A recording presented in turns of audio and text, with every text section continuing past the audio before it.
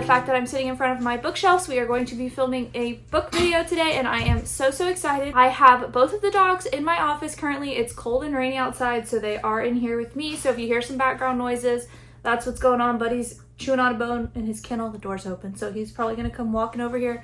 Molly's over there doing something. I don't know. I'm sure you're gonna be able to hear them in the background. Oh, here comes Molly. We'll see if she makes an appearance or not. But what I'm wanting to do today is I'm going to give you guys an update on all of the books that I have read since I last filmed one of these videos, because it's a lot. I need to put them on my bookshelf. This area is getting so big, and if I don't film this now, I'm going to end up having way too many books to talk about. And then I figured I would show you guys the books that I'm hoping to read in the rest of December and want to read by the end of the year. So we're going to also be shelving and probably doing a little bit of organization on my bookshelves, because I do anticipate having to move some stuff around to fit all of these in there. But with that being said, let's go ahead and talk about some of the books that I have read. Hello, Molly. Hi, girlfriend. Okay, so the last time that I filmed one of these videos, I had been reading a lot of romance, and that didn't stop. So let's go ahead and go through all of the romance books that I have read. So the first one is Off to the Races by Elsie Silver. So she is also the author of the Other Common series. I think it's like Reckless, Flawless, Heartless, Hopeless, these books. So I really liked that series, and I think I read, she also wrote Wild Eyes and Wild Love, and I really liked those. So I know that this storyline is kind of interchanged with the boys that are mentioned in this one. I think it's like a brother or something, or it's one of the brother's sisters. Does that make sense? In this book series, there are brothers. Their sister is one of the characters in this series. Let me just try and unmumble jumble my words. So this one is talking about Vaughn Harding, who is a billionaire and is hoping to take over his grandfather's company after his grandfather passed away recently. He is like a horse training, riding, race company. I hope that makes sense. And he's going into the stables to try and turn the company around because his grandfather was accused of like rigging some races. Please pause for Molly. Come here, Molly. She is right here in the frame. But let me just read the back of this to you. So it's Vaughn Harding heads from the city to small town Ruby Creek, intent on revitalizing his family's ranches and the scandal attached to its name in the wake of his grandfather's unexpected passing. He needs a win, and when he hires Billy Black to train his best but most stubborn racehorse, he hopes she can deliver. So he hires this girl who is a horse trainer out of another city to kind of come help, and then it's just kind of their little love story and how they fall in love. I hope I even explained that really well. I did not love this one. Of these three series, I think this one so far is my least favorite. However, I did ask for the second one for Christmas because I'm curious what that one is like. I just don't know if I'm just not a fan of like the whole horse part of it, but I don't know. This one just didn't really get me too much into it. I would probably rate this one 3 stars. If I don't like the other ones, I'll donate this series. I just don't think there's any point of me keeping it. And then kind of on that same note, I read Heartless, which I think is technically the second one in this series, but I read it last because they're kind of all standalones and you can kind of read them interchangeably. So this one is about the brother Cade, who is the eldest brother, and he's 13 years older than Willa Grant, who is, in the first one, the love interest, the girl. It's her best friend. And then she is also the sister to the brother that is the main love interest in the Wild Love series. So I know that was probably a lot. And anyways, so she comes to stay with him because she is going to be the nanny to his son. And I think I've talked about this in the past. I don't usually love whenever they have the kids in here. Just because I think that's kind of like, I don't know. I came from a divorced parents, and I don't know. I kind of have mixed feelings on that one. But I will say this one, it was actually pretty well done. It was a really sweet story. So she's living in his house for the summer to nanny his kid. And then they kind of, start crossing boundaries. It says Cade is gruff and a little rough around the edges, but broad-shouldered ranchers with calloused hands and filthy mouths are a city girl's kryptonite. And then it just kind of talks about their story as they both overcome their obstacles, and fall in love. I would give this one was probably one of my favorites of the series. I say that, but I think I actually really liked all of them after reading them.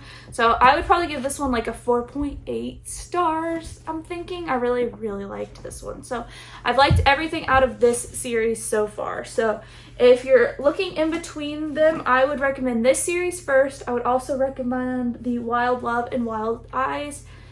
This one is just kind of meh so far to me. So those are the two Elsie Silver books that I read.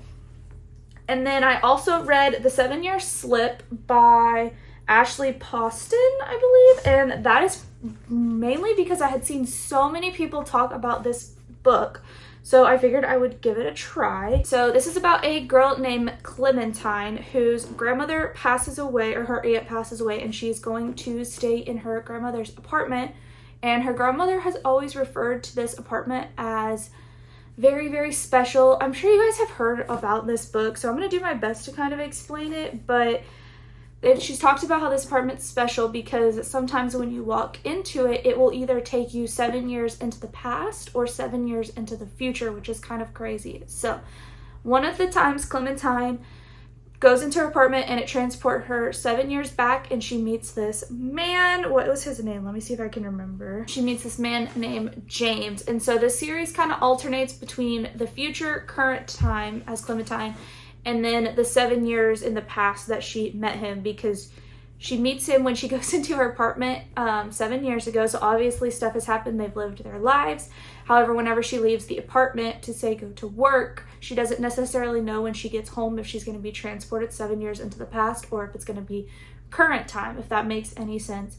And then she also runs into him in the quote unquote present time. And so it's kind of like picking up where their story left off, trying to like fill in the missing pieces and figure out what had happened, because even though things had happened technically 7 years in the past, for Clementine, it was her present, since she was only going into the past like when she would come home from work, if that makes any sense. It's an interesting concept. I've never heard anything like it. I will say there was a ton of buildup, and then the middle seemed to be super, super rushed, and then the end was kind of a little bit unrealistic in my opinion, but then it got really, really good, and it actually made me cry, and not a lot of books do that. So this one was really, really good. I don't know if I would hype it up quite as much as everybody else did, but this was still a really, really good read once you kind of get the hang of the book, if that makes sense, with the whole time jumping, because that did take me a little bit to kind of figure out and get a handle on. Okay, and then the other romance book I read was Yours Truly by Abby Jimenez. If you remember correctly, or if you remember in my last video, I talked about Part of Your World, and I did not like that book. That was not my favorite of the books she's read. But then I read, I want to say it's Part of Your World, and I loved that one. So I figured I would give this one a chance. And this one is, I honestly am going to be quite honest, this was probably, of all of these books, this was probably the one I read the longest time ago. So I only vaguely remember kind of all this, so I'm going to read you guys the back and then kind of fill in. So it says, Dr. Brianna Ortiz's life is seriously flatlining. Her divorce is just about finalized. Oh, okay. Her brother's running out of time to find a kidney donor, and the promotion she wants, oh, that's probably going to the new man doctor who's already registering 80-7 on Brianna's pain in my ass scale. But just when the systems are set to hate, Dr. Jacob Maddox completely flips the game by sending Brianna a letter. Okay.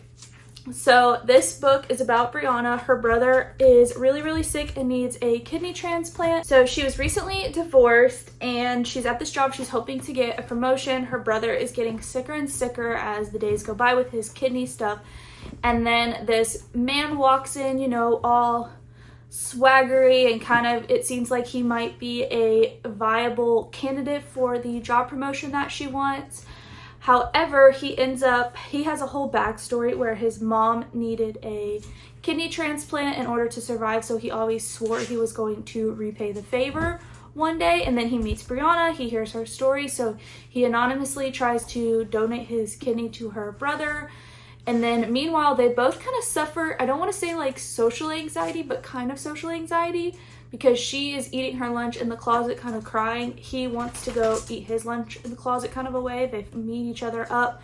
They kind of start talking, building a friendship. They decide to write each other letters because they're a little bit shy on their words. So they kind of form a friendship that way, and then it kind of blossoms into more, and then there's the whole like interest of, or the storyline of him donating her brother a kidney, kind of all of that. It was really pretty good. I would give this one like Part of Your World was my favorite, then this one, and then Just for the Summer.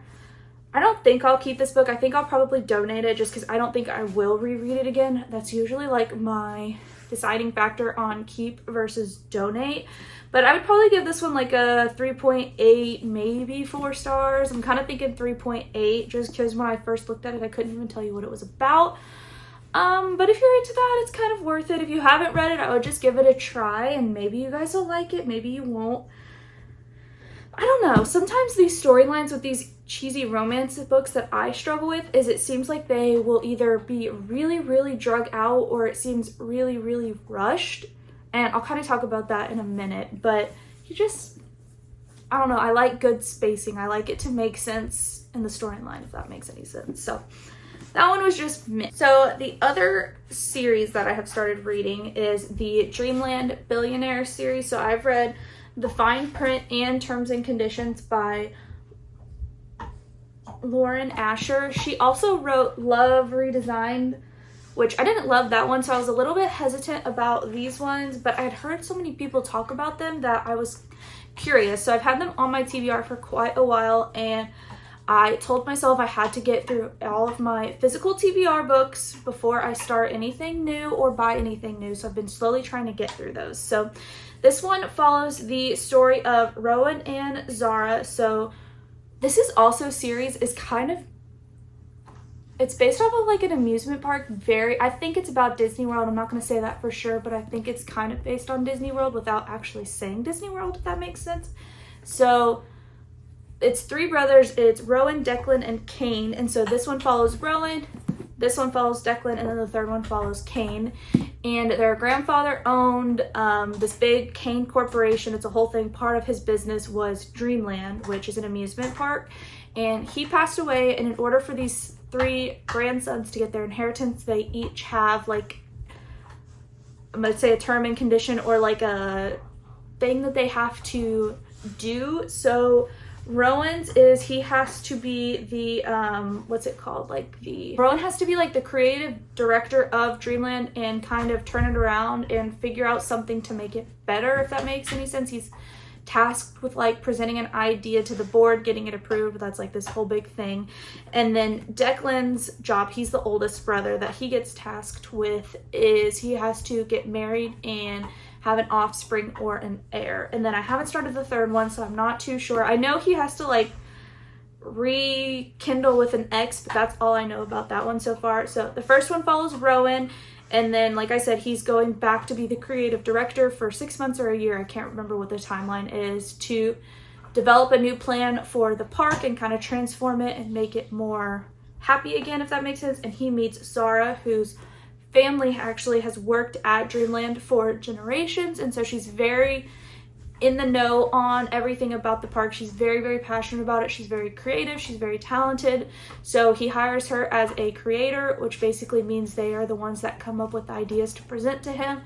And so with doing all of that, you know, they're spending long hours together, they're mingling, they're talking, and they fall in love. So this one, I really, really enjoyed the idea of this one. The premise of it was really good. It took me a little bit to get into it, but then once I did, I flew through it. The only thing I was a little bit hesitant about with this one is just, like I was mentioning earlier, their kind of timeline seemed a little bit rushed at certain points, but besides that, I think it was actually really, really good, and I was pleasantly surprised by this one. And then there was the second one, which is Terms and Conditions. So like I said, Broody, oldest brother, was required to find a wife and have a son or an heir to the Kane Corporation.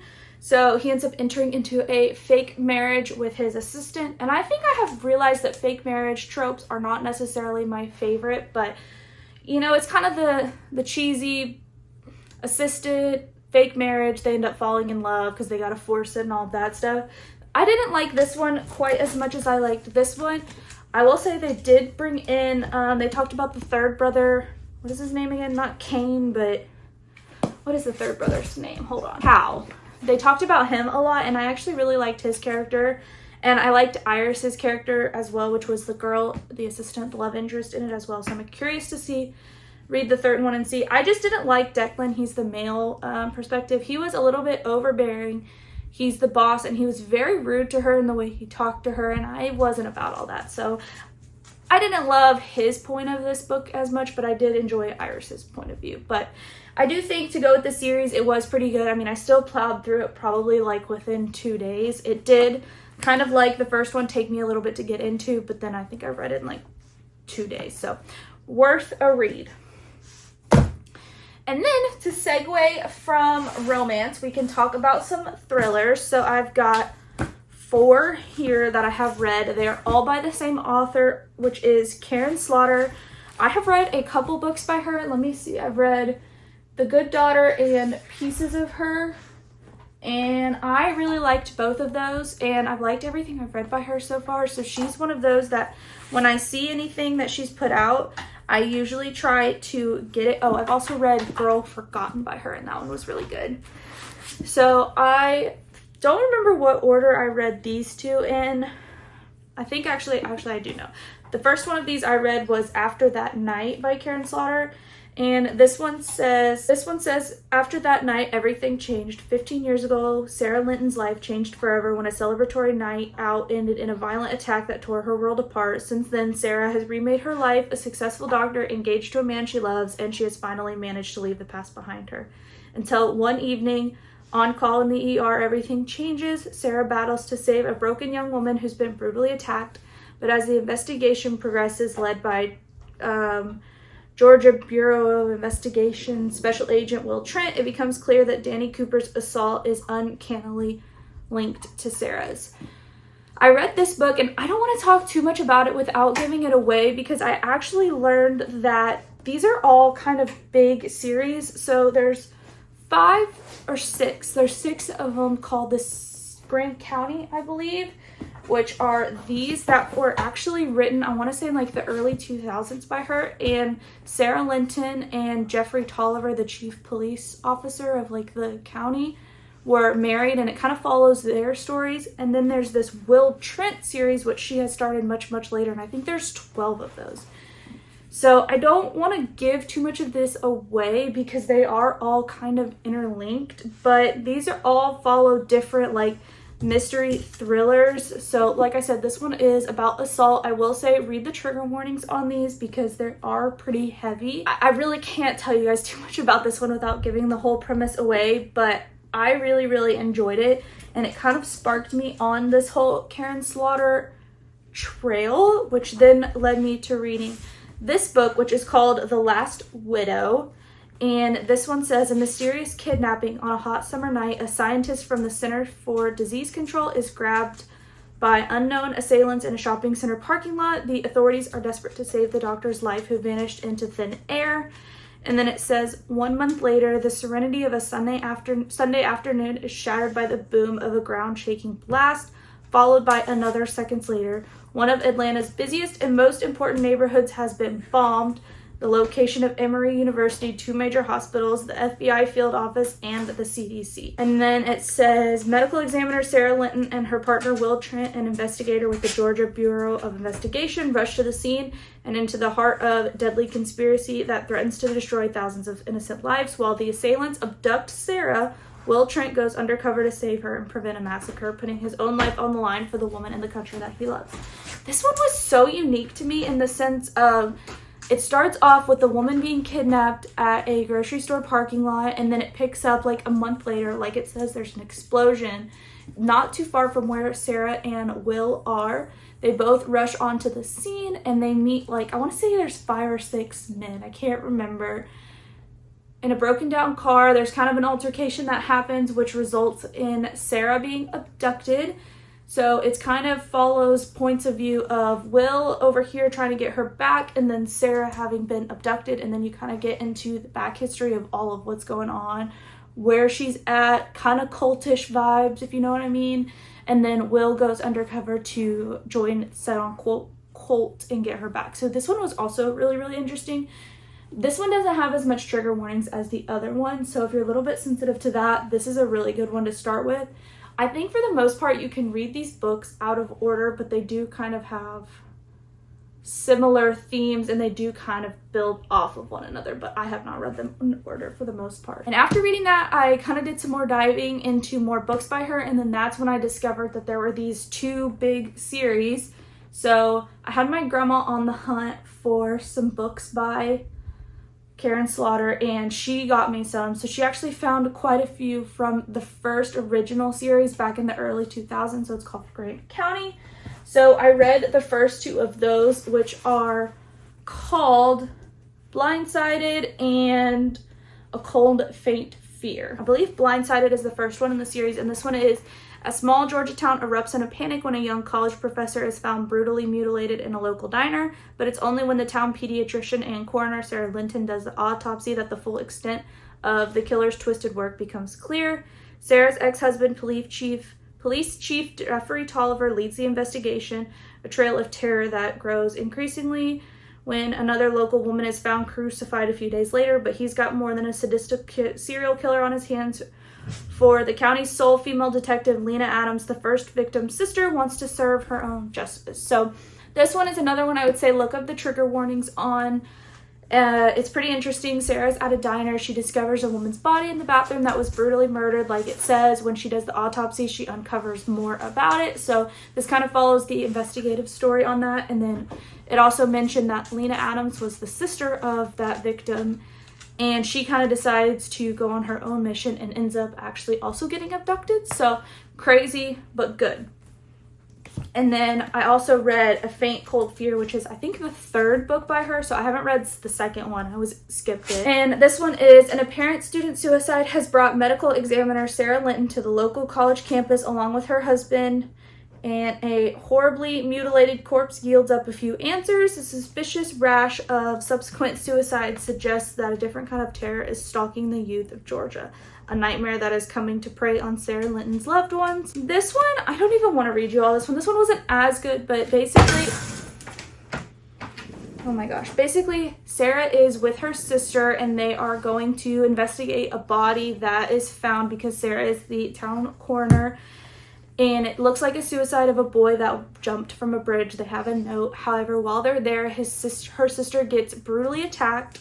So it kind of follows the stories back and forth. But then while they're investigating the suicide, another person is found having committed suicide. And then they also discovered that that was likely not a suicide. It looked very staged. So that's kind of the investigation into all of that. This one was not as good, but I would still recommend, and I'm really excited to keep reading on these books because I do like the little investigation part of all of them. I think it's really, really interesting. So that is a lot of books that I have been up to with my reading. I actually cannot believe it. I don't think I should wait this long to film a video again because that's a ton. I think that is 1, 2, 3, 4, 5, 6, 7, 8, 9, 10 books that I have read. Feels like more, but maybe it's not, but quite a lot. So I figured I would show you guys the last books that I'm trying to read the rest of the year that are on my TBR, and then we are going to shelve all of these books and end it out. Okay, I think this video is already really long, so I'm going to try and fly through these books pretty quickly. So like I was mentioning earlier, the next book on my TBR is going to be Final Offer, which is the third book of that Dreamland Billionaire series. So this will follow the third brother and his requirement to get his portion of the estate is he has to reach back out to his ex. I don't know why. I haven't got that far. I kind of want to go into this one blind. I will say this one is pretty significantly bigger than the other ones. And I did like what I had read about his character throughout the other books. So I'm excited to read this one. And then also is another one of those Karin Slaughter books. So it fits in these series. And I think this is the fourth one maybe, and it's called Faithless. So this one says the victim was buried alive in the Georgia woods and then killed in a horrifying fashion. When Sarah Linton and Jeffrey Tolliver stumble upon the body, both become consumed with finding out who killed the pretty, impeccably dressed young woman. And for Sarah and Jeffrey, a harrowing journey begins, one that will test their turbulent relationship and draw dozens of lives into the case. Lena Adams is one of them, a Grant County detective for years, and she has her own reasons for being drawn to this case and a fierce drive to see justice done. For those three people who have each seen the darkest side of human nature, the body of the murdered girl is but the first in a series of shocking and sordid revelations. Now, as Jeffrey and Sarah narrow their field of suspects, they must confront their own doubts and indiscretions, while Lena Adams sees herself reflected in the frightened eyes of a battered woman who may be the key figure in the case. As Faithless builds to a stunning and unforgettable climax, Karen Slaughter masterfully begins together strands of interlocking lives, family secrets, and hidden passions with one astounding truth: the identity of a killer who is more evil and dangerous than anyone could have expected. That was a lot. I actually already started this one. If you can see, I did make myself pause to try and finish this Dreamland series, but I do think I might finish this one before starting this one, because these are just so good. I cannot help myself. I did ask for, there's like a box set of these I found on Amazon that has more. I did ask for that for Christmas, but I don't really know if I'm going to be able to wait till then. I really want to read this one. So I'll probably finish this one before the final Dreamland one. And then after those two, I'm going to start my little Christmas cheesy peasy romances. So the first one, I just saw this at Target and I picked it up. It says Bright Lights, Big Christmas. And this one says, it's a long way from a Christmas tree farm in the mountains of North Carolina to a certain street corner in Greenwich Village. But Carrie Tolliver, newly unemployed and romantically unattached, reluctantly agrees to make the trek and live in a tiny vintage camper with her gruff older brother and his dog Queenie out of family loyalty. Selling Christmas trees at the family stand on a sidewalk in New York City, Carrie is startled to find herself beginning to feel at home in this quirky little corner of the city and succumbing to the charms of Patrick, a single dad, and his adorable dragon-loving son, Austin. When a secretive elderly neighbor goes missing with the holidays fast approaching, Carrie discovers her new friends have become family and some maybe more.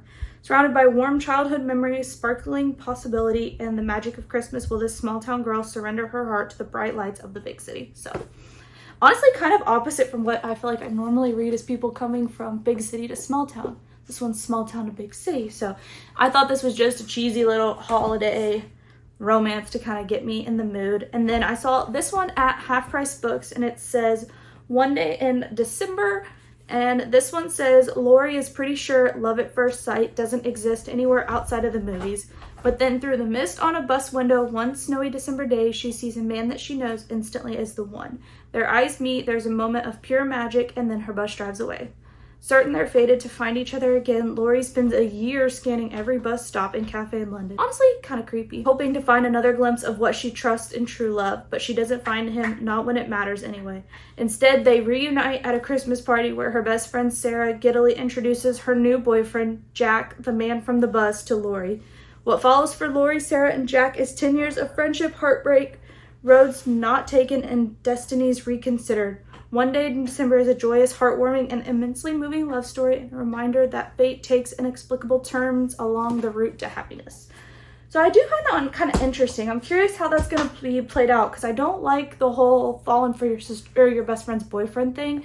I think there was an Emily Giffin book that was kind of like that, and I did not like that storyline. So I'm curious on this one. But those are the books that I have to read this month. If I get through these, the other one that I've had my eye on, and if I see it at Target, I'm going to grab it, is that viral book by Megan Quinn. I think it's called How My Neighbor Stole Christmas. I'll put a picture up here.